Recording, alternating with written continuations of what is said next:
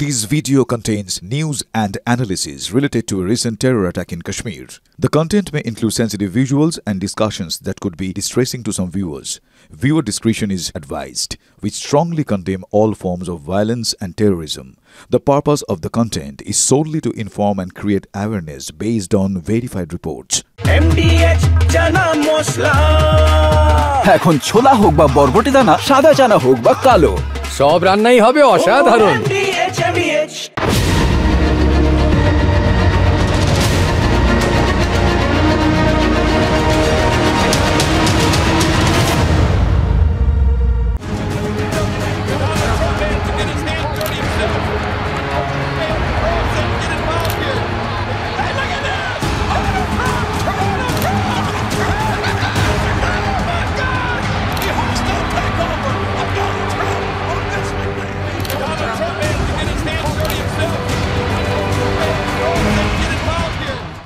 যেটা দেখলেন সেটা এআই দিয়ে বানানো কোনো ভিডিও নয়, এটা WWF মানে যেটা দেখে আপনারা অভ্যস্ত সেই ওয়ার্ল্ড রেসলিং ফেডারেশনের লড়াইও নয়, এটা WWE অর্থাৎ ওয়ার্ল্ড রেসলিং এন্টারটেনমেন্ট, মানে সোজা কথায় বিনোদন।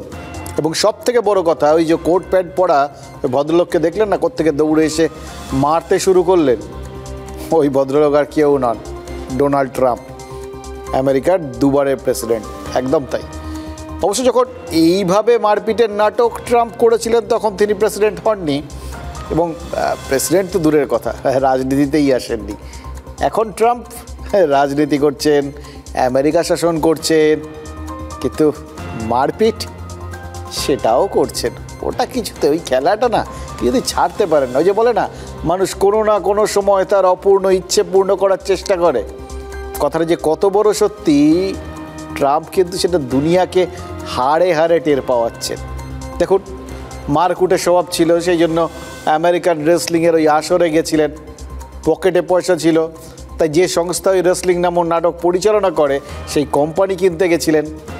কিন্তু সত্যিকারের মানে এগুলো তো নাটক, আসল লড়াইটার স্বপ্নটা পূরণ হয়নি, তাই বেশি দিন ওই WWE-তে থাকতেও পারেননি, মানে অপূর্ণ ইচ্ছে। আর এখন ট্রাম্প পুরো দুনিয়াটাকেই সম্ভবতই রেসলিংয়ের রিং ভাবছেন, আর যাকে পারছেন তাকে লড়িয়ে দিচ্ছেন। এই যেরকম ইসরায়েলকে বাধ্য করেছেন ইরান আক্রমণে। এটাই হচ্ছে মজা, যাদের একবার ওই লড়ানোর অভ্যেস হয়ে যায় না, ওই WWE-তে যেরকম দুজনকে তুলে দিয়ে বিরাট লড়িয়ে দিতেন। আমার মনে আছে ছোটোবেলায় আমার বাড়ির এক বাচ্চা বলতো এটা মোটকুর মার, মানে সব মোটা মোটা চেয়ারার লোক যে মারপিট করতো না, তাই সেটার মালিক যখন হয়েছিলেন অভ্যেসটা কোথায় যাবে? এখন গোটা দুনিয়ার মালিক হওয়ার ইচ্ছে, অন্তত মনে মনে তো মালিক হয়েই গেছেন। সুতরাং গোটা দুনিয়াটা একটা রঙ্গমঞ্চ, মানে এখানে তার রেসলিংয়ের মঞ্চ, লড়িয়ে দিচ্ছেন। এই যে একে ওকে লড়তে বাধ্য করছেন, এর পেছনে ওই কুস্তির অপূর্ণ স্বপ্ন। নাকি প্রথমে লোকের মধ্যে ঝগড়া আর মারপিট লাগিয়ে এরপর সেই মারপিট থামানোর নাম করে নোবেল জেতার ইচ্ছেটাও পেছনে রয়েছে। দেখুন, এটা একটা বড় ব্যাপার। এই নোবেল আর ট্রাম্প এখন পর্যন্ত পূর্ণতা না পাওয়া একটা সম্পর্ক, জানেন তো, এমন একটা রিলেশন না যাতে শুধু প্রত্যাখ্যান, সম্পর্কের শিলমোহর কিছুতেই পড়ছে না। দেখুন, একটা কথা বুঝতে পারছি, জানেন তো, এই বেল পাকলে কাকের কিছু হোক চাই না হোক, নোবেল না পাকলে ট্রাম্প সাহেব মরেও শান্তি পাবেন না। নাছোড় বান্দা ট্রাম্প, মনে হচ্ছে নোবেল শান্তি পুরস্কারটা বগলদাবা করেই ছাড়বেন। শুক্রবার নিউ জার্সিতে গিয়েছিলেন মার্কিন প্রেসিডেন্ট, টুপিতে লেখা মেক আমেরিকা গ্রেট এগেন। যদিও সংবাদ মাধ্যমের সামনে যা বললেন তাতে নিজেকেই গ্রেট বানানোর ছক। Well, they should give me the Nobel Prize for Rwanda, and if you look the Congo, or you could say Serbia, Kosovo, you could say a lot of them. You could say, I mean, the big one is India and Pakistan. I should have gotten it 4 or 5 times. অর্থাৎ biodata লিখেই ফেলেছেন Trump, শুধু মুখে বলেননি, নিজের social media truth সোশ্যালেও তালিকা দিয়েছেন। ছোট post, তাতেই ছবার নোবেল শান্তি পুরস্কারের কথা রয়েছে। ট্রাম্পের দাবি তিনি পিস ব্রোকার, শান্তির ফেরিওয়ালা। এই যেমন আফ্রিকার কঙ্গো বনাম রুয়ান্ডা, ইউরোপে সার্বিয়া বনাম কসোভো, আফ্রিকার মিশর বনাম ইথিওপিয়া সব যুদ্ধ একাই থামিয়েছেন। পশ্চিম এশিয়ায় অ্যাব্রাহাম অ্যাকর্ড করে শান্তি ফেরানোর দাবিও ট্রাম্পের মুখে। রাশিয়া, ইউক্রেন, ইরান, ইসরায়েলের যুদ্ধ থামেনি, কিন্তু সে নামও আছে ট্রাম্পের তালিকায়। এবং আছে ভারত, পাকিস্তান, ট্রাম্পের সাম্প্রতিক গরুর রচনা। দিন কয়েক আগে প্রধানমন্ত্রী নরেন্দ্র মোদী ট্রাম্পকে ফোন করে আমেরিকার মধ্যস্থতার দাবি উড়িয়েছেন, তারপরেও ট্রাম্প অনড়। Well, I stopped a war between Pakistan. I love Pakistan. I think Modi is a fantastic man. I spoke to him last night. We're going to make a trade deal with Modi of India. But I stopped the war between Pakistan and India.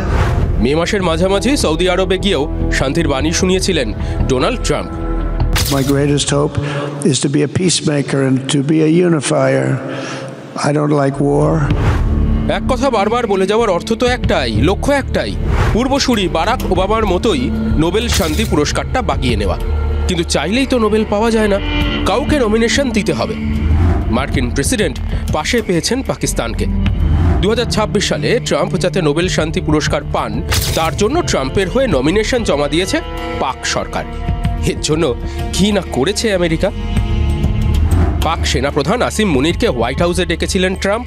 শুক্রবার পাক প্রধানমন্ত্রী শাহবাজ শরীফকে phone করেন মার্কিন বিদেশ সচিব Marco Rubio.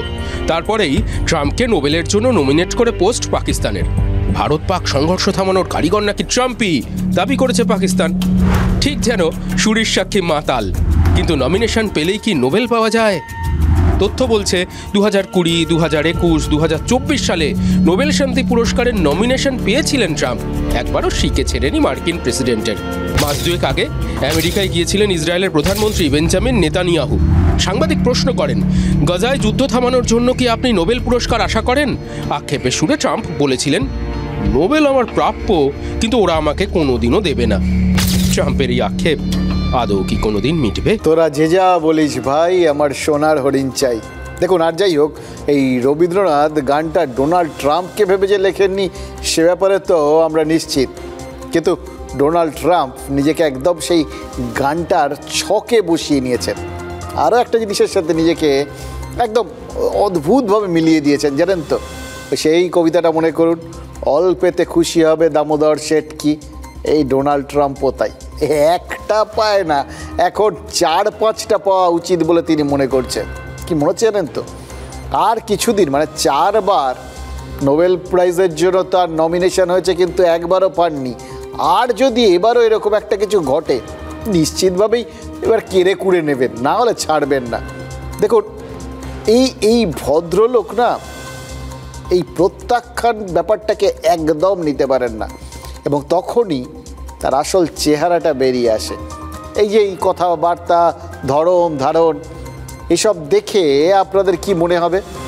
যে ভদ্রলোক ভীষণ লোক হাসাতে পারেন, অনেকটা জোকারদের মতো। কিন্তু এটা ভেবে দেখবেন, জোকাররা যদি কোনোভাবে ক্ষমতাসীন হয়ে যায় বা খলনায়ক হয়, তারা কিন্তু ভয়ঙ্কর। এটা প্রায় আমরা প্রতি মুহূর্তে বুঝতে পারছি। তবে ট্রাম্পের জন্য খারাপ লাগে, জানেন তো? মানে কি প্রবল একটা অদম্য ইচ্ছে। এতবার রিজেকশান, মানে ধাক্কা খেয়েছেন, ল্যাং খেয়েছেন, এটা চলতি বাংলায় বলতে হয়। কিন্তু তা সত্ত্বেও মানে অন্য কেউ হলে কিন্তু অভিমানে আর কোনোদিন ওই নোবেল কমিটির মুখও দর্শন করতো কিনা সন্দেহ। তিনি তো ডোনাল্ড ট্রাম্প, যা অন্যরা করতে পারে না, অন্যরা করতে লজ্জা পায়, সেটা তিনি অক্লেশে করে দেন।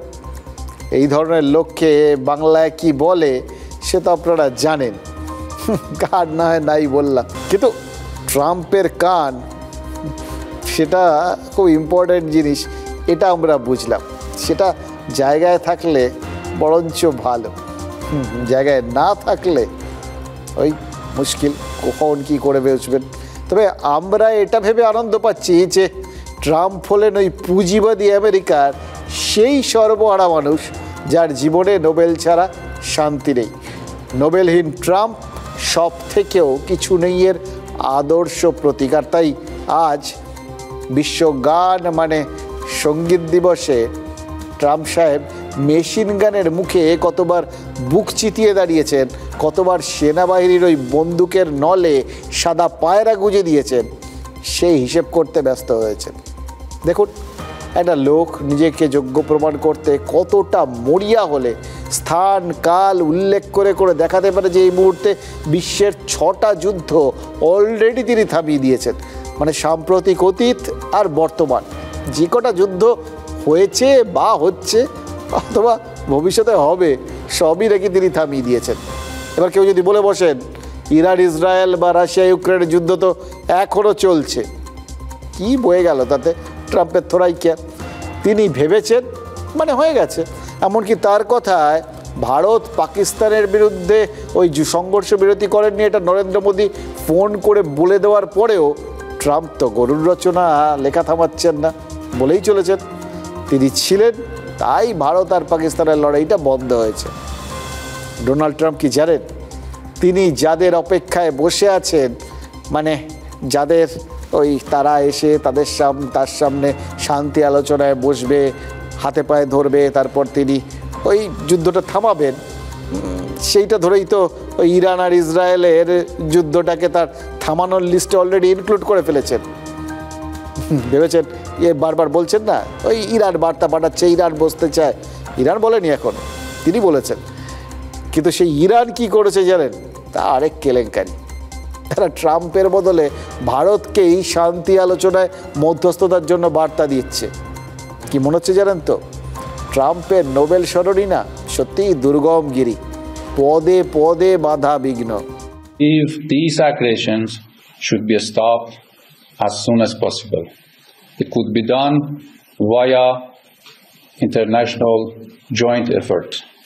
Those countries like India, who are the voice of the South, the big countries who actually are in favor of peace, they should coordinate and put pressure on Israel.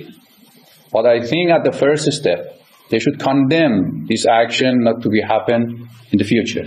শর্ত আছে কিন্তু বার্তাও তো আছে।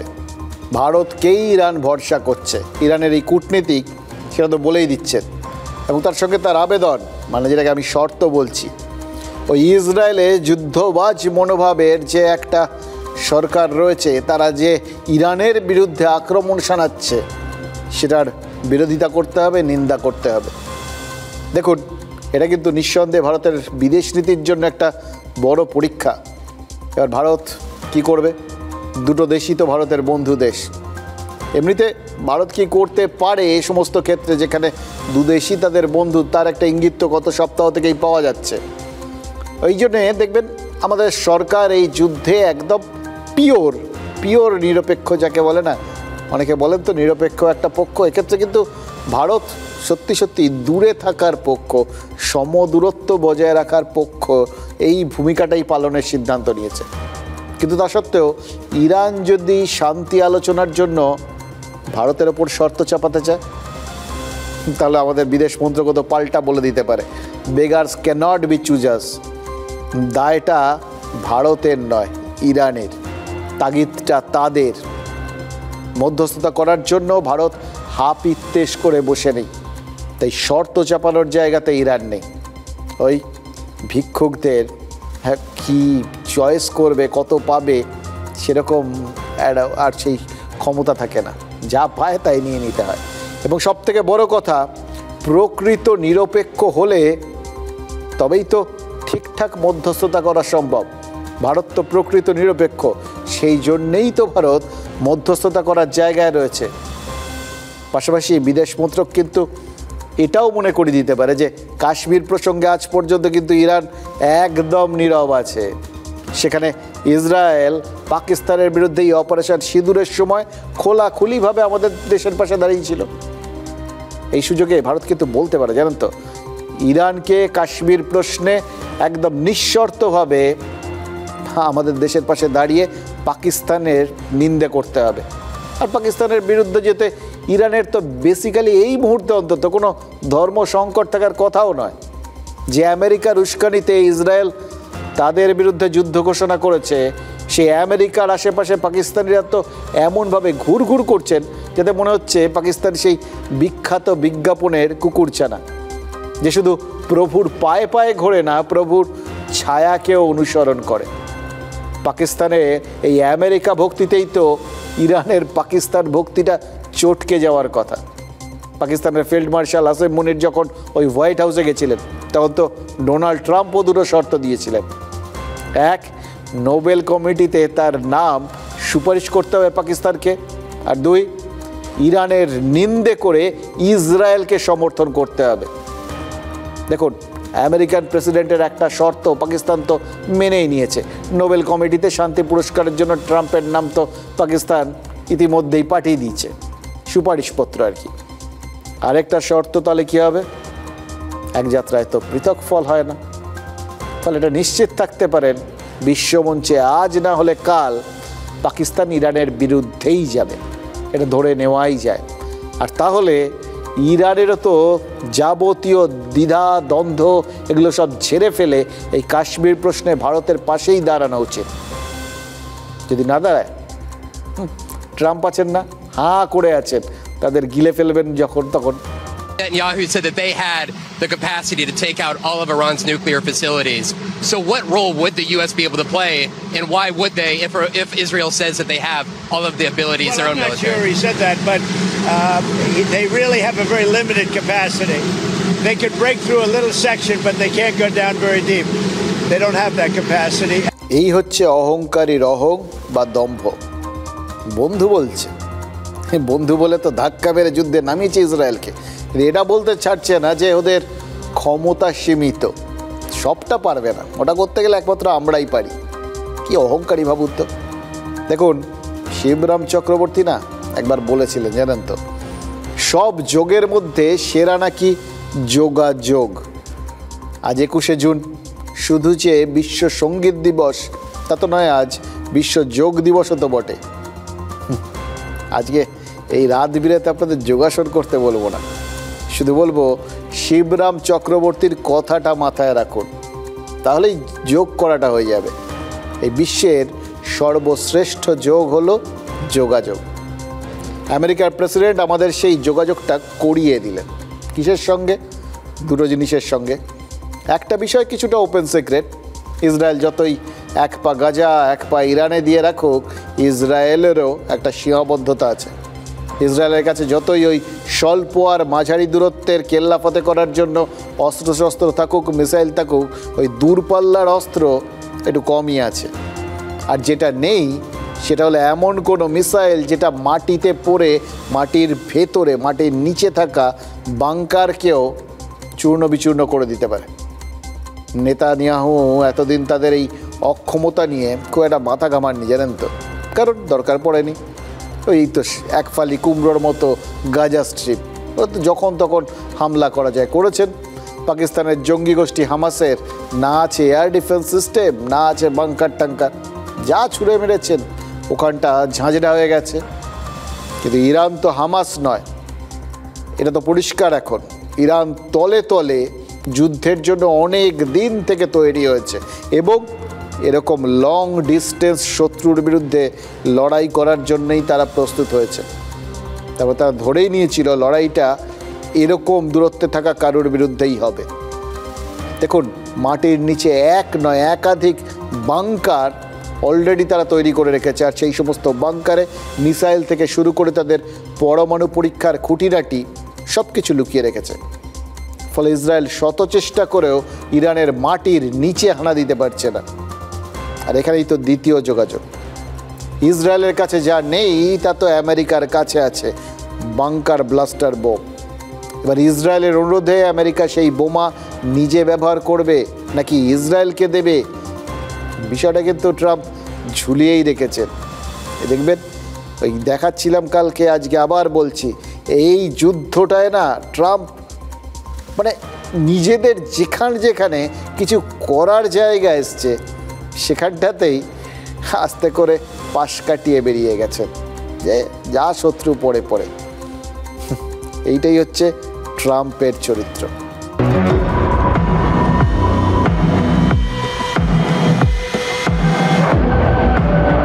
চট করে দেখে নেওয়া যাক বাংকার ব্লাস্টার বোমা কাকে বলে। অতি শক্তিশালী নন নিউক্লিয়ার বোমা। বাংকার ব্লাস্টার পাতালেও বিস্ফোরণ ঘটায়। গালফ যুদ্ধে এই ধরনের বোমার ব্যবহার হয়। GBU-57 MOP নামে বাংকার ব্লাস্টার। আমেরিকার কাছে রয়েছে এই বোমার সম্ভার। ড্রিলের মতো মাটির নিচে প্রবেশ করে, মাটির অতি গভীরেও লক্ষ্যবস্তুতে আঘাত করে বাংকার ব্লাস্টার। বাংকার ব্লাস্টারে বেশি বিস্ফোরক দরকার হয় না। বাংকার ব্লাস্টারের মূল শক্তি তার ভর আর মাটির নিচে প্রবেশের ক্ষমতা। বাংকার ব্লাস্টার বয়ে নিয়ে যাওয়ার জন্য দরকার স্টেলথ বোম্বার, অর্থাৎ এমন যুদ্ধবিমান যা এই ভারী বোমা বয়ে নিয়ে যেতে পারে। আমেরিকার কাছে স্টেলথ বোম্বার আছে। প্রশ্ন হলো, এই বিমান কি ইসরায়েলকে ব্যবহার করতে দেবে আমেরিকা? পাঠাবে ইসরায়েল? উত্তর লুকিয়ে তেহরানের প্রায় 95 কিলোমিটার দক্ষিণ পশ্চিমে ইরানের ফোর্দোতে রয়েছে পরমাণু গবেষণা কেন্দ্র। পাহাড়ি এলাকায় ভূগর্ভের 260 থেকে 300 ফুট গভীরে ফোর্দোর পাতালপুরিতে নিশ্চিন্তে রয়েছে ইরানের অস্ত্রাগার। এই ফোর্দোই এখন ইসরায়েলের চ্যালেঞ্জ। ফোর্দোর পরমাণু গবেষণার পর্দা ফাঁই করতে হলে বাংকার ব্লাস্টার দরকার, যা নেতানিয়াহুর গোডাউনে নেই। ফলে নাতানজের মতো শহরে পরমাণু গবেষণা কেন্দ্রে হামলার দাবি ইসরায়েল করলেও ফোর্দোতে তারা দাঁত ফোটাতে পারছে না। তারা ফরমায়েশ করছে আমেরিকাকে। দিন দশেক ইসরায়েল ইরানের যুদ্ধের পর সবার চোখ তাই ট্রাম্পের দিকে। ট্রাম্প কি তার সেনার ঝোলায় থাকা 13,000 কেজি ওজনের বাংকার ব্লাস্টার খামেনেইয়ের ঘাঁটিতে ফেলতে রাজি হবেন? ট্রাম্প বলেছেন তিনি ভাবনা চিন্তা করছেন।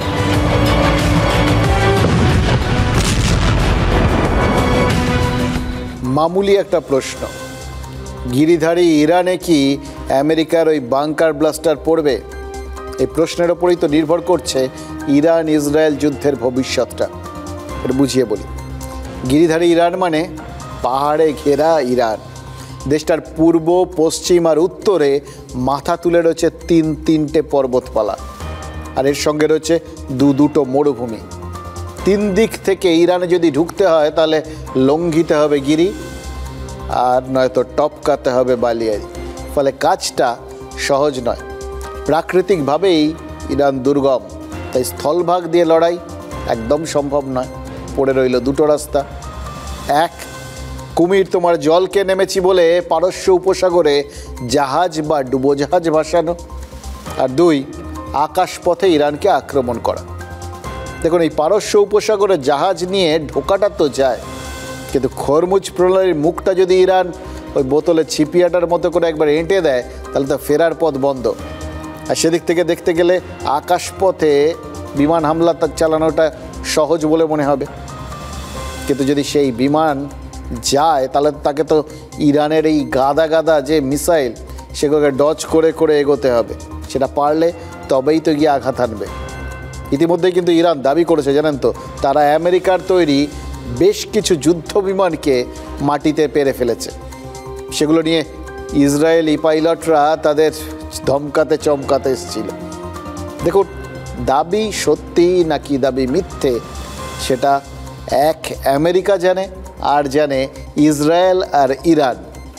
আমরা শুধু একটা জিনিসই বুঝতে পারছি, এত ঘাত প্রতিঘাত আছে বলেই তো খামখেয়ালি ট্রাম্প ইরানের সাথে যুদ্ধে সরাসরি জড়াবেন কি জড়াবেন না সেটা নিয়ে বারবার ভাবছেন, আর বারবার পিছলে বেরিয়ে যাচ্ছেন।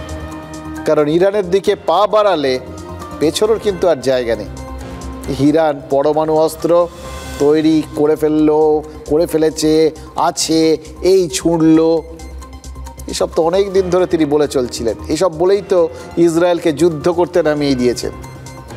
এবার মুশকিল হচ্ছে, যুদ্ধে না নেমে আরেকটা দেশকে যুদ্ধে নামিয়ে ইতিমধ্যেই তো তিনি প্রতিরোধের মধ্যে পড়ে গেছেন। আপনাদের দেখিয়েছিলাম না যে ইসরায়েলিরা ইতিমধ্যেই মোটামুটি এই ট্রাম্প যে কত বড় একজন দ্বিচারী, তিনি যে ঠকিয়ে ইসরায়েলকে যুদ্ধে নামিয়ে দিয়েছেন সেটা নিয়ে সোচ্চার হয়েছেন।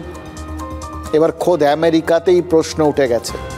আমেরিকার জাতীয় গোয়েন্দা বাহিনীর প্রধান তুলসি গ্যাবার্ড তিনি তো বলেছেন যে যুক্তরাষ্ট্রের কাছে এমন তথ্য আছে যাতে বোঝা যাচ্ছে ইরান চাইলে কয়েক সপ্তাহের মধ্যে পারমাণবিক বোমা তৈরি করে ফেলতে পারে। মানে পেরেছে বলা হয়নি, ইরান পারমাণবিক অস্ত্র তৈরি করে ফেলেছে এমন কথা গোয়েন্দারা হলফ করে বলতে পারছেন না। তাহলে কিসের ভিত্তিতে আক্রমণটা করলেন? এই একটা জায়গা আছে, ফাঁক আছে, জানেন তো। ওই জন্যই প্রশ্নটা একজন সাংবাদিক করেছিলেন, আর তাতে ট্রাম্প বেজায় রেগে গেছেন। বলে দিচ্ছেন যে তিনি নিজে যাকে ওই গোয়েন্দা প্রধানের চেয়ারে বসিয়েছিলেন সেই ভদ্রমহিলা নাকি কিচ্ছু জানেন না। তিনি গোয়েন্দা প্রধানের থেকেও বেশি জানেন। সেটা অবশ্য ঠিক। এই ট্রাম্প যে সব জানতা এটা আমরা অনেক আগেই বুঝে গেছি। তুলসী গ্যাবার্ড এবার বুঝছেন, আমেরিকানরা এখন বুঝছেন, ইসরায়েল সদ্য বুঝেছে।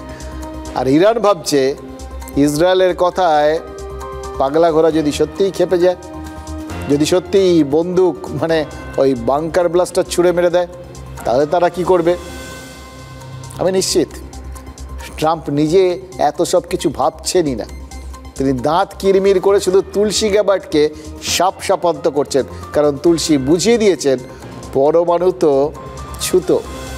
ট্রাম্পের নাকে আসলে ইরানের তেলের গন্ধ লেগে রয়েছে। আসলে দিনে দিনে মার্কিন প্রেসিডেন্টের পথটাকে না একেবারে হাসি ঠাট্টার পর্যায়ে টানে নামিয়ে আনছেন এই ডোনাল্ড ট্রাম্প। তিনি নিজেই হাসির পাত্র হয়ে উঠছেন, সুতরাং তাকে নিয়ে হাসি ঠাট্টা তো হবেই। কানাডার ফরাসি প্রেসিডেন্ট ইমানুয়েল ম্যাক্রোর সঙ্গে ট্রাম্পকে নিয়ে তো এক দফা রসিকতা আমাদের প্রধানমন্ত্রী এর মধ্যে করে নিয়েছেন। তাতে অবশ্য তার মনে হচ্ছে মন ভরেনি, জানেন তো। এই ওড়িশায় সরকারি অনুষ্ঠানে গিয়ে হঠাৎই আবার ট্রাম্পের প্রসঙ্গ তুলেছেন। এই কানাডার থেকে ফেরার পথে মোদিকে ওই আমেরিকা ঘুরে আসতে বলেছিলেন না প্রেসিডেন্ট ট্রাম্প। উদ্দেশ্য একটা ছিল মনে মনে, তিনি নিশ্চয়ই চাইছিলেন যে ওই পাকিস্তানের ফিল্ড মার্শাল আসিম মুনির আর নরেন্দ্র মোদীকে এক টেবিলে বসানো। ভারত কৌশলে সেই নেমন্তন্ন রক্ষা করেন। এই পর্যন্ত সব ঠিকঠাক ছিল। প্রধানমন্ত্রী মোদী বা বিজেপির অন্য কারো কাছে যেচে এই নিয়ে কেউ প্রশ্নও করেনি, বিরোধীরাও কোনো দাবি টাবি জানায়নি। কিন্তু প্রধানমন্ত্রী মোদীর নিশ্চিতভাবেই অনেক কিছু বলার ছিল, জানেন তো। ওড়িশার এই সরকারি অনুষ্ঠানে তিনি কৌশলে যে কথাটা এইভাবে পারবেন সেটা কিন্তু একদম অপ্রত্যাশিত ছিল।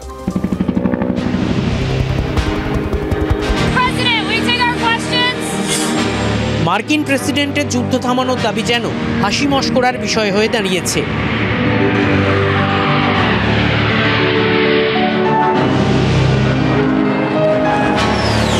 কানাডায় G7 সম্মেলনের ফাঁকে ফরাসি প্রেসিডেন্ট ও ইতালির প্রাইম মিনিস্টারের চোখ চাওয়াচাই চোখে পড়েছে সকলেরই।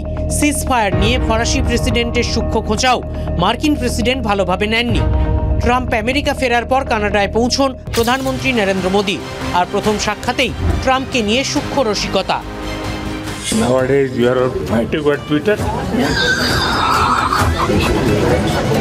এক পশলা বৃষ্টির মতো বিষয়টা সেখানেই থেমে যেতে পারত, কিন্তু প্রধানমন্ত্রীর রসবোধ যেন ঘোর বর্ষার নিম্নচাপ। বৃষ্টি থামার নামই নিচ্ছে না। ট্রাম্পের নিমন্ত্রণ রক্ষা করতে না পারার কারণও হালকা অবজ্ঞার ছলেই দিলেন প্রধানমন্ত্রী। খানিকটা অপ্রাসঙ্গিকভাবেই ওড়িশায় তুললেন সেই প্রসঙ্গ। साथियों, अभी 2 दिन पहले मैं कनाडा में G7 समिट के लिए वहां था और अमेरिका के राष्ट्रपति ट्रंप ने मुझे फोन किया। उन्होंने कहा कि अब कनाडा तो आए ही हैं तो वॉशिंगटन होकर के जाइए, साथ में खाना खाएंगे, बातें करेंगे। उन्होंने बड़े आग्रह से निमंत्रण दिया। मैंने अमेरिका के राष्ट्रपति को कहा कि आपका निमंत्रण के लिए धन्यवाद, मुझे तो महाप्रभु की धरती पर जाना बहुत जरूरी है।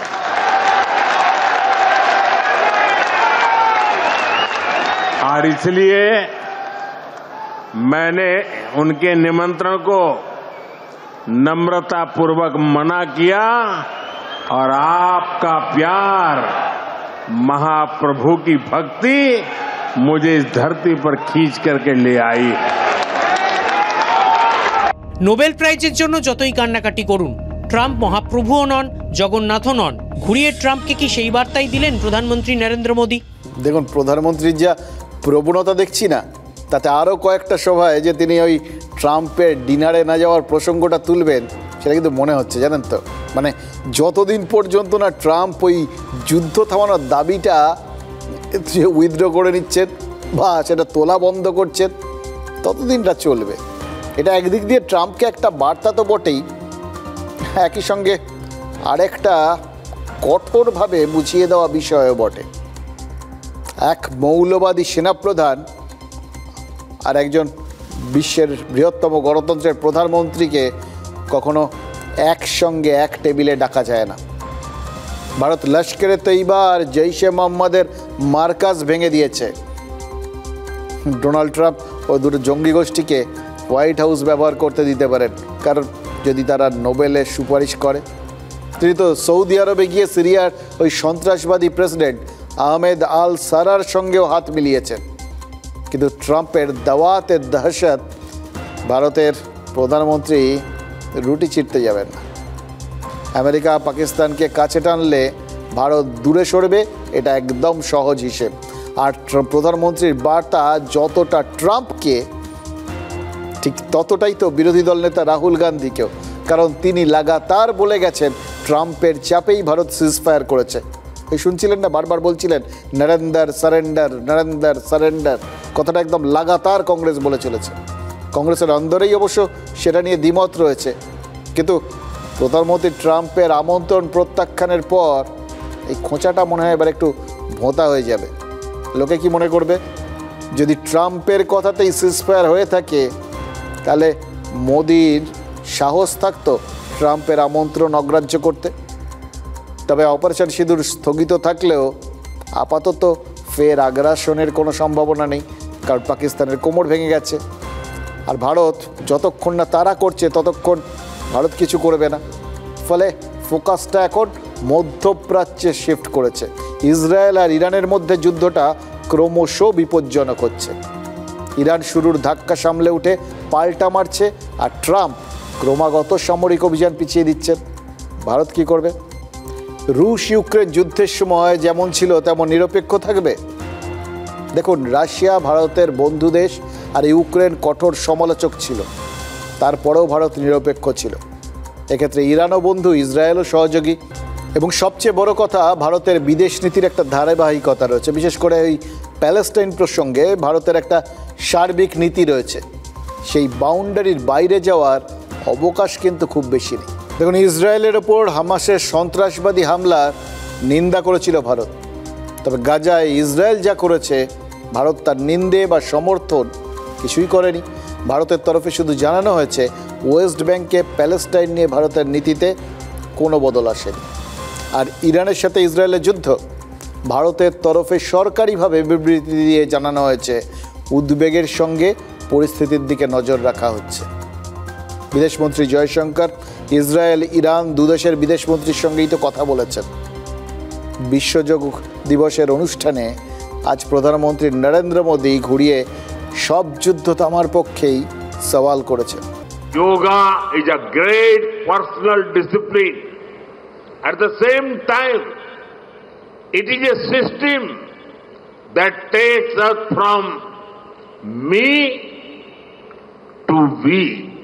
दुर्भाग्य से आज पूरी दुनिया किसी न किसी तनाव से गुजर रही है। ऐसे में योग से हमें शांति की दिशा मिलती है। Yoga is the pause button that humanity needs to breathe, to balance, to become whole again. রুশ ইউক্রেন যুদ্ধের সময়ও নরেন্দ্র মোদী পুতিনকে বলেছিলেন এটা যুদ্ধের যুগ নয়। তিনি সাইপ্রাস, গ্রিস, কানাডা, ক্রোয়েশিয়াতেও একই কথা বলেছেন। মানে ভারত সেই অবস্থানই বজায় রেখেছে, এবং সেজন্য ভারতকে কাঠগড়ায় তোলা যায় না, কারণ এই যুদ্ধগুলো হচ্ছে কায়েমি স্বার্থের কারণে, সামরিক শক্তিগুলোর নিজেদের মধ্যে খেয়াখেয়ির জন্য। কিন্তু যুদ্ধ যখন সন্ত্রাসের বিরুদ্ধে হচ্ছে তখন ভারত অবস্থান নিয়েছে। এখন তেহরান চায় নির্দিষ্টভাবে তেল আবিবের নিন্দা করুক ভারত। তাহলে কি প্রমাণ হয়ে যাবে ভারত ইরানের বন্ধু? পাকিস্তানও তো ইসরায়েলের আগ্রাসনের নিন্দা করেছিল। পাকিস্তানকে ধন্যবাদ জানিয়ে ইরানের পার্লামেন্টে প্রস্তাবও পাশ হয়ে গেছে। তারপর কি হলো? সুরসুর করে আসিম মুনির ট্রাম্পের নৈশভোজে গিয়ে যোগ দিলেন। এবার শোনা যাচ্ছে আমেরিকা ইরান আক্রমণ করবে যখন, পাকিস্তান নিজের বায়ুসেনা ঘাঁটি আমেরিকাকে ছেড়ে দেবে। তখন কোথায় যাবে ইসলামী ঐক্য? পশ্চিমী বিশ্বের প্রভুরা হুকুম করলেই এই বাংলাদেশ পাকিস্তানের মতো দেশগুলোর যাত্রা বিমানটা কি ফুস করে উড়ে যায়? Question of so Pakistan military chief Asim Munir is meeting President Trump today. If Pakistani airspace and air bases is used for operations against Iran, what will Iran do? I hope it would not use this one. There is difference between propaganda, because many actually false and some biased allegation are in the medias, and you can find it everywhere. But I hope that Pakistan won't go for that one and stand with Iran against the Israeli aggression, because the aggression of Israel against Iran, definitely, if it is not stopped, the next one would be another country who will support. ঘুটে পড়ে গোবর হাসে, এমন দিন সবার আসে। Iran পাকিস্তানকে হুঁশিয়ারি দিচ্ছে, নেতানিয়াহু কি বলেছেন সেটা ভুলে যেও না, ইরানের পরের টার্গেট কিন্তু তোমাদের ওই পাকিস্তান। মনে হয় কি জানেন তো, ওই তেহরান পুরনো সিলেবাস পড়ে পরীক্ষায় বসেছে, নতুন বই তাদের হাতে পৌঁছয়নি। অপারেশন সিঁদুরের পরের ঘটনাটা তাদের জানা নেই। পাকিস্তান ওই যে বলেছিল না পরমাণু অস্ত্রশস্ত্র দিয়ে হামলা করবে হ্যান ত্যান, যার জন্য ইসরায়েল বলেছিল তাদের মারবে আর কি। পাকিস্তানের পরমাণু অস্ত্র আছে নাকি, মানে যেটা আছে সেটা তাদের নাকি অন্য কোনো দেশ অন্য কোনো উদ্দেশ্যে পাকিস্তানের মাটিতে নিজেদের পরমাণু অস্ত্র মজুত রেখেছে? দেখুন, বিশ্বের সামরিক বিশেষজ্ঞদের অনেকেই তো এরকম সন্দেহ প্রকাশ করছেন, নামেই ওটা পাকিস্তানে, পার্ট বাই পার্ট গোটা দেশটাই তো বিক্রি হয়ে গেছে। দেখুন, পাক সাংসদরা পাকিস্তানের ন্যাশনাল অ্যাসেম্বলিতে দাঁড়িয়েই তো প্রশ্ন তুলেছেন, প্রেসিডেন্ট ডোনাল্ড ট্রাম্প যে সংঘর্ষ বিরতির বিনিময়ে ব্যবসা করার কথা বলেছেন, পাকিস্তানের আছেটা কি যা আমেরিকা কিনবে? আর দয়া দাক্ষিণে যাদের দিন চলছে সেই পাকিস্তানি বা আমেরিকার থেকে কি কিনবে? তাহলে কি বালুচিস্তানের প্রাকৃতিক সম্পদ আমেরিকাকে দিয়ে দেওয়ার কথা ভেবেছে নাকি পাকিস্তান? এটা কিন্তু অমূলক একটা সন্দেহ নয়। যুদ্ধ থামানোর বিনিময়ে এর আগে তো ইউক্রেনের খনিজ সম্পদ নেওয়ার শর্ত দিয়েছিলেন ট্রাম্প, জেলেনস্কি তাতে রাজিও হয়েছিলেন, প্রকাশ্যে কথা হয়েছিল। এবার পাকিস্তানের যখন এই বালুচিস্তানের মতো একটা প্রাকৃতিক সম্পদের ভাঁড়ার রয়েছে, আমেরিকার লোভী চোখ সেদিকে না তাকিয়ে কি থাকতে পারবে? মানে এক তো নিজেদের জ্বালায় মরছে, তারপর তাদের ক্ষতে ওই নুন ছিটিয়ে দেওয়ার মতো ভারত প্রতি পদে তাদের অপদস্থ করে যাচ্ছে।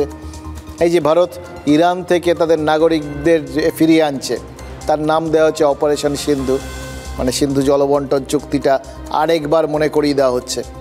এবং তার সঙ্গে সঙ্গে ভারত আরেকটা কাজ করছে, শুধু যে নিজের দেশের মানুষজনকে ফিরিয়ে আনছেন তা তো নয়, ভারত শ্রীলঙ্কা নেপালের মতো দেশের আটকে পড়াদেরও ফিরিয়ে আনছে। এখন বলে নয়, ইউক্রেন যুদ্ধ শুরুর পর ভারত পাকিস্তান আর বাংলাদেশিদেরও উদ্ধার করে তাদের দেশে পাঠিয়েছিল। তাই ভারত যেরকম দেশের বাসিন্দাদের উদ্ধার করে দেশে ফিরিয়ে আনে, বাংলাদেশের মতো অন্য দেশে ছেড়ে দেয় না, তেমনি ভিনদেশিদেরও উদ্ধার করে তাদের দেশে ফেরত পাঠায়।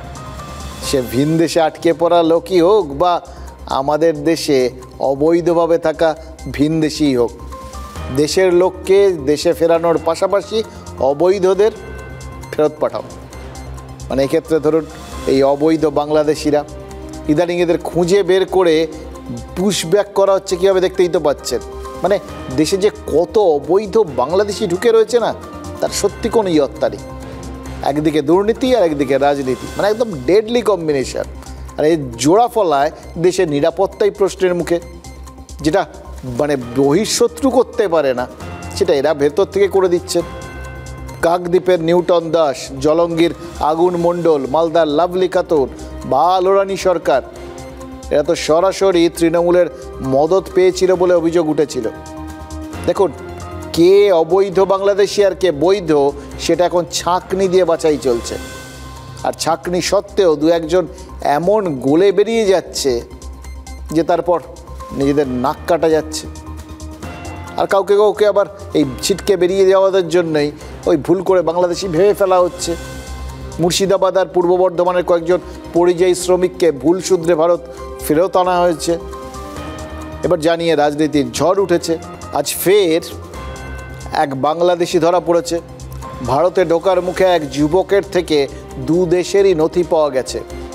2 দেশ, 2 নাম, 2 পরিচয়পত্র।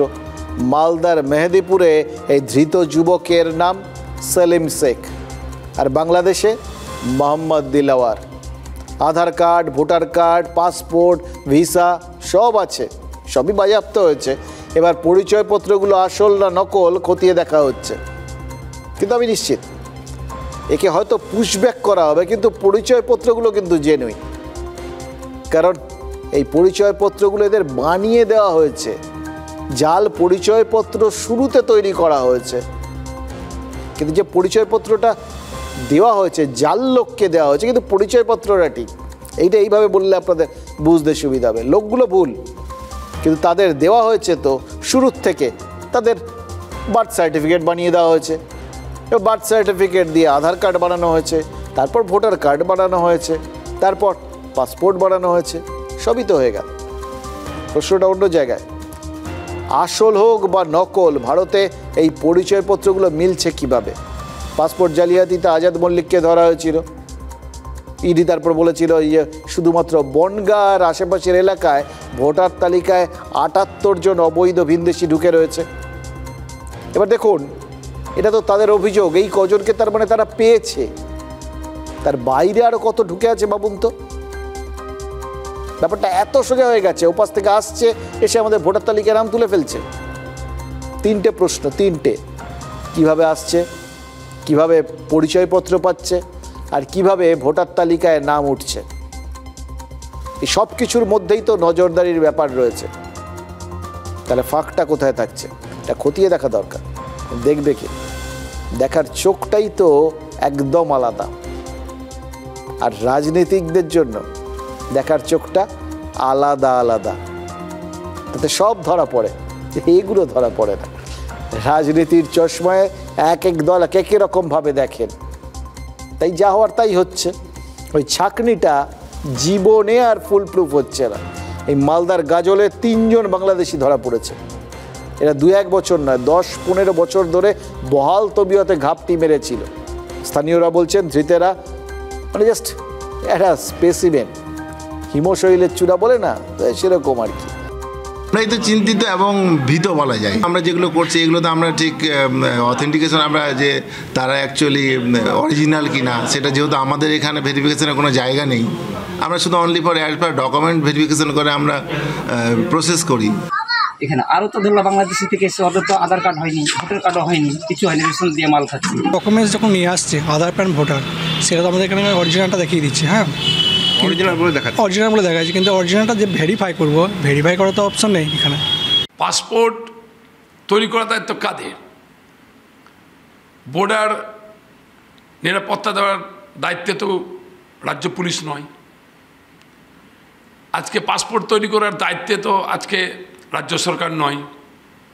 বর্ডারের বাংলাদেশের দিকে যান 5-7 কিলোমিটার, আর ইন্ডিয়ার 5-7 কিলোমিটার আপনারা যদি যান, দেখবেন পরিবেশ একই, কালচার একই।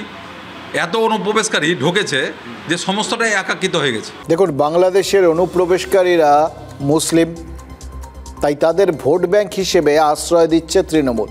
এটা বিজেপির অভিযোগ। আর পাল্টা তৃণমূলের অভিযোগটা কি? এই মুসলিমদের জুজু হিসেবে দেখিয়ে হিন্দুদের আতঙ্কিত করে ভোট ব্যাংক একত্রিত করছে বিজেপি।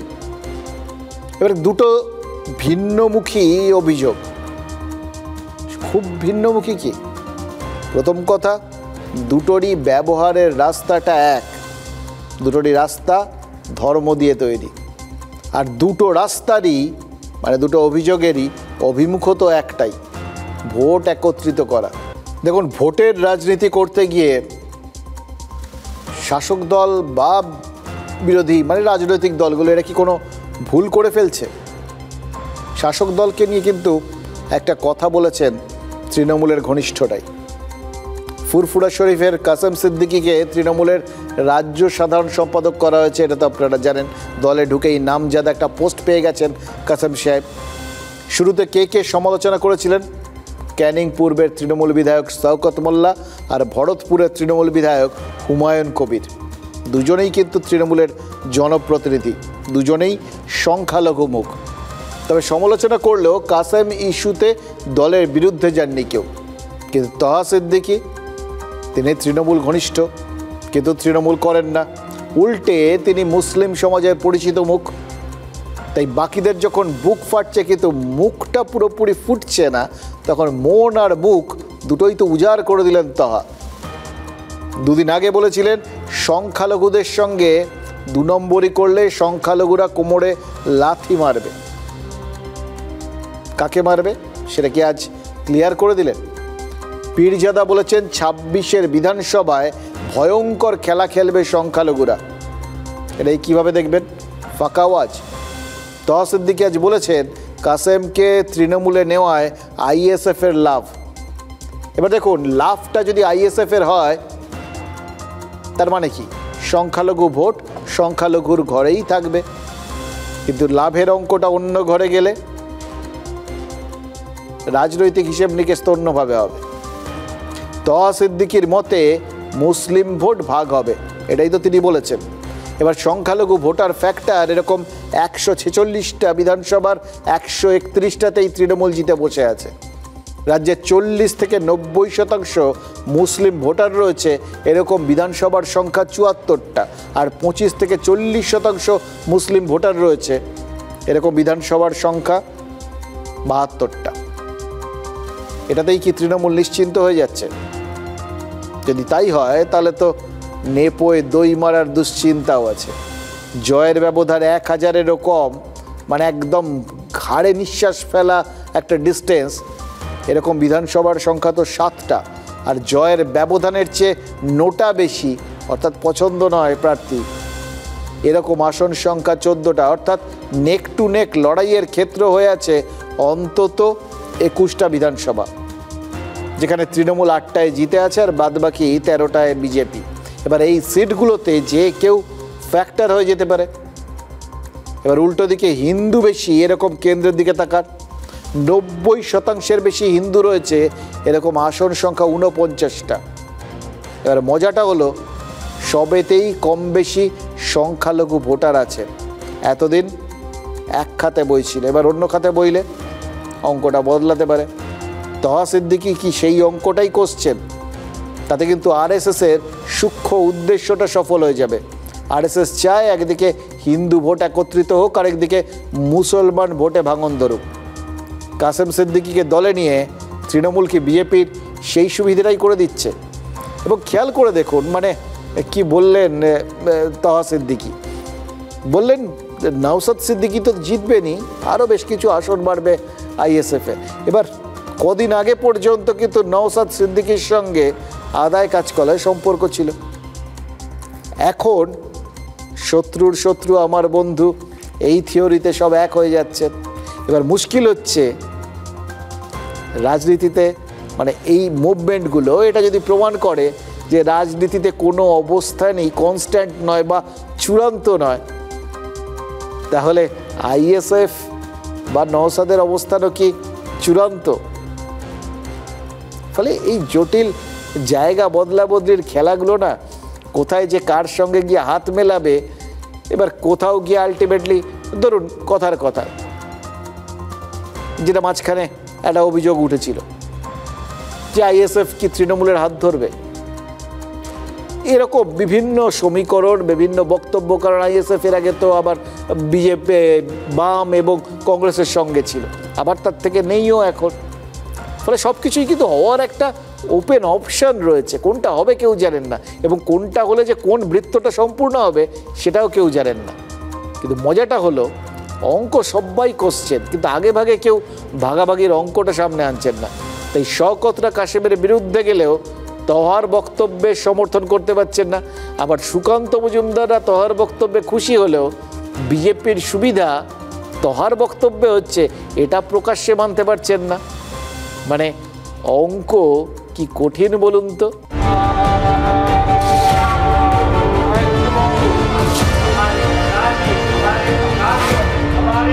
2026-এর বিধানসভা নির্বাচনকে সামনে রেখে আবার মিসাইল ছুড়লেন তহা সিদ্দিকী। ফুরফুরা শরীফের পীরজাদার মুখেও খেলা হবে স্লোগান। 2026-এ কিন্তু ভয়ঙ্কর খেলা হবে, বিশেষ করে সংখ্যালঘু মুসলিমরা ভয়ঙ্কর খেলা খেলবে। 5-6 দিন আগেও প্রায় একই কায়দায় হুঁশিয়ারি দিয়েছিলেন তোহা। বিশেষ করে সংখ্যালঘু মুসলমানদের নিয়ে যদি কেউ 2 নম্বরে করে, তাদের কোমরে লাঠি মেরে খাতে ফেলবো 2026-এ। আপনারা রাজি আছেন তো? তপ্ত তোহা। আচমকা এমন তেতে উঠলেন কেন ফুরফুরা শরীফের পীরজাদা? নেপথ্যে ফুরফুরার আর এক পীরজাদা কাসিম সিদ্দিকীর তৃণমূলের পদপ্রাপ্তি। দিন দশেক আগে তৃণমূল কংগ্রেসের রাজ্য সাধারণ সম্পাদক হয়েছেন কাসিম সিদ্দিকী। তাতেই অসন্তুষ্ট তোহা। রাগঢাক না রেখেই বলেছেন, এতে লাভ হবে নওশাদ সিদ্দিকীর ISF এর। নওশাদের একটা লাভ হয়ে গেছে বলে আমি মনে করি। আমার মনে হয় ভাঙড়ে ISF আবার জিতবে, আমার মনে হয়, এবং তাছাড়া আরও 2-4টা সিট জিততেও পারে। তোহা বনাম কাসেম। মার্চে ফুরফুরা শরীফের ইফতার পার্টির দিন থেকেই এই চর্চা চরমে। মুখ্যমন্ত্রী মমতা বন্দ্যোপাধ্যায় ফুরফুরায় গিয়েছিলেন।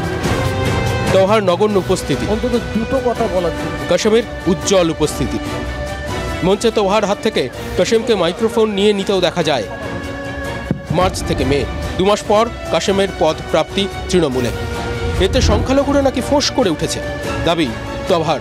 এই সরকারের জন্য ও এরকম ভাষা ইউজ করতে হলে তার জন্য বাংলার সংখ্যালঘু মুসলিম এবং অমুসলিম ভাইরা খুব তার বিরুদ্ধে ক্ষোভে উঠেছে, ফসে উঠেছে। আর সেই মানুষ থেকে মাথার তাজ বানিল, আমি দুধে মিশে গেলে আঁটি গড়াগড়ি করলো, এটা মানুষ বেছে নেবে। ঘটনা হলো, ফুরফুরা শরীফের এই পীরজাদা বাম ঘনিষ্ঠ এবং তৃণমূল বিরোধী বলেই পরিচিত ছিলেন। সেই কাসেম তৃণমূলে আসায় সত্যিই কি সংখ্যালঘুরা অসন্তুষ্ট? কি বলছেন তৃণমূলের সংখ্যালঘু নেতারা? তোহাবাবু কখন কি বলেন উনি নিজেই নিজের মতো করে প্রশ্নও রাখেন, ব্যাখ্যাও দেন। তো তিনিও কারোর দ্বারা পরিচালিত হচ্ছে বলে আমার মনে হচ্ছে। 2026-এর সংখ্যালঘুরা এমন খেলা খেলবে যেটা মমতা বন্দ্যোপাধ্যায়ের 213 থেকে 235 সিট হবে। তোহার মন্তব্যকে সমর্থন করছেন না ঠিকই, কিন্তু কাসেম বিরোধিতায় তোহার লাইনেই বারবার হেঁটেছেন শওকত হুমায়ুনরা। সে কথা জানে না, রাজনীতির ABCDও জানে না।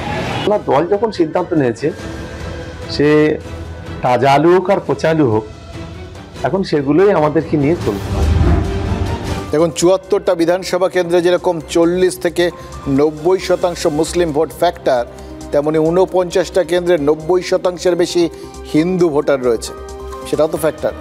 তার মানে 294টা বিধানসভা আসনের মধ্যে 123টা আসনই পাখির চোখ। 123টা আসনে হিন্দু আর মুসলিম ভোটের দিকেই তাকিয়ে রয়েছে তৃণমূল আর বিজেপি। কোন জেলায় কত উন্নয়ন বা কী, ওই জন্য কি আর কোথায় দুর্নীতি হয়েছে, কি হয়েছে না হয়েছে, এই সমস্ত বিষয়গুলো এখন ব্যাকসিটে। এখন শুধু ধর্মের হিসেব। উন্নয়ন, অনুন্নয়ন, শিক্ষা, বেকারত্ব, এগুলো কোনো ইস্যুই নয়। এখন ইস্যু একটাই, ধর্ম। মানুষ কি খাচ্ছে, এটার বদলে মানুষ ধর্মের ইস্যু কতটা খাচ্ছে, প্রায়োরিটি সেটাই। ধর্ম দিয়েই ভোটারদের বেসিক নিড, প্রাথমিক চাহিদাগুলো পূরণ করে দিতে চাইছে রাজনীতি। আর মানুষ কি চাইছে সেটা ভোটের রেজাল্টে জানা যাবে। দেখুন, 2026-এর ইস্যু যদি ধর্মীয় মেরুকরণ হয়, তাহলে ভরকেন্দ্র কোথায়? ভবানীপুর। শুভেন্দু অধিকারী অনেক দিন আগেই ভবানীপুরে দাঁড়াতে চেয়ে ভোটের বিউগেলটা বাজিয়ে দিয়েছিলেন। সুকান্ত মজুমদার কাল পশ্চিমবঙ্গ দিবসেও ভবানীপুর চষে বেরিয়েছেন। এবার সেই ভবানীপুর দিয়েই দক্ষিণবঙ্গে জগন্নাথ দেবের প্রসাদ বিতরণ শুরু করলো তৃণমূল। মানে RSS যেরকম মুসলিম ভোটে ভাঙন ধরাতে চায়, তৃণমূলও বোধহয় হিন্দু ভোটে নিজেদের ভাগটা কনসলিডেট করতে চায়, বাড়াতে চায়। দীঘার জগন্নাথ দেবের প্রসাদ দেওয়া শুরু হলো 70 নম্বর ওয়ার্ড থেকে। এবার ভবানীপুরের এই ওয়ার্ডে 21-এর বিধানসভা আর 24-এর লোকসভা, দুটো ভোটেই শাসক দল পিছিয়ে আছে। ভবানীপুরের 8টা ওয়ার্ডের 5টাতেই তৃণমূল পিছিয়ে, এবং সবকটা ওয়ার্ডই হিন্দু প্রধান, এবং সঙ্গে ওই ওয়ার্ডগুলোয় বিভিন্ন ভাষাভাষী ভোটাররা ফ্যাক্টর। আজ গুজরাটি বাসিন্দাদের বাড়ি বাড়ি প্রসাদ বিতরণ শুরু হলো। তৃণমূলের জনপ্রতিনিধিরা নিজের হাতে মুখ্যমন্ত্রীর পাঠানো প্রসাদ তুলে দিলেন ওদের হাতে। দেখুন, সংখ্যালঘু ভোট ব্যাংকে যদি তওয়া সিদ্দিকী, শওকত মোল্লা, নওশাদ সিদ্দিকীরা থাকেন, তাহলে হিন্দু ভোট ব্যাংকেও গুজরাতি, পাঞ্জাবি এরা আছেন। তৃণমূল কি এটাই বুঝিয়ে দিল?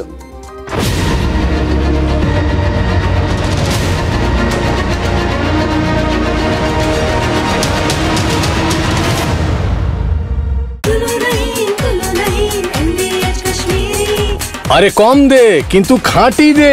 MDH কাশ্মীরি লাল লঙ্কার গুঁড়ো। MDH